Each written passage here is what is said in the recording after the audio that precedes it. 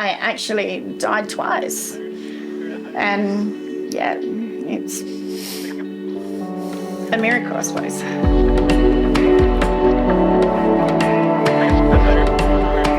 We moved up here and helped a mate shift up here.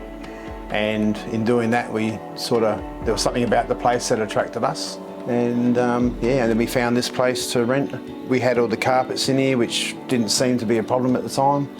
But over the next probably 12 months, we just found that her asthma was getting worse. I probably shouldn't have done what I did. She was just shifting the furniture out of the house. I thought I felt okay.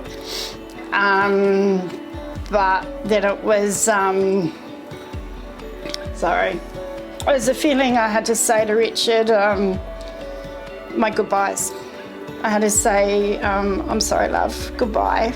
Just started like a normal asthma attack. But just got worse? Yeah, that's when she started saying, her goodbyes. Tell my kids that I love them and the mum and dad. Tried to give me a kiss, but then she told me that she loved me, and then she passed out in the bed. I got onto the crew, the phone, started doing the CPR. To me, it was useless because she was already blue. And then they raced in.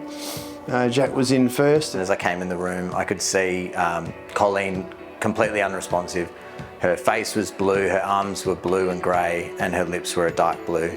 She wasn't breathing at all. There was no respiratory effort, and I couldn't feel any pulse. Immediately, I suctioned her airway, but noticed just how swollen her tongue and the inside of her mouth was. For me, it was plainly obvious, with the clinical picture that I had at the time, that anaphylaxis was the cause. So I just immediately started doing compressions. I got Richard to take over compressions because I needed to be able to think and needed to be able to work with my hands. I attached the defibrillator. I noticed that her saturations were 30% and that's not compatible with life. In consultation with the doctor that I had on call, we made a really clear decision to provide some intramuscular adrenaline. So I drew up the adrenaline and administered it into her thigh, but there was still no respirations. I administered a second dose into her other thigh. Her skin went from being a blue-grey to a pink. After Colleen rallied and when we had her in the ambulance and we were making our way to the airstrip, she arrested again,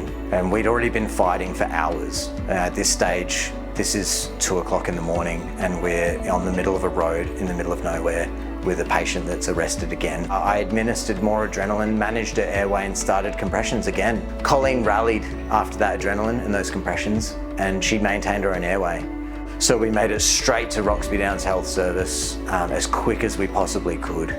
Knowing that she died twice, knowing that Richard and Colleen are now engaged to be married, it's an overwhelming sense of joy that I get being a remote area nurse. Yeah, 3 days in ICU and a week in Adelaide, and Thursday was the best day of my life because this is when Richard walked in the door, and then that was the day that I'd come home. To me, the RFDS is everything. They're my heroes and they're my lifesavers. If I didn't have them, I think I'd be gone.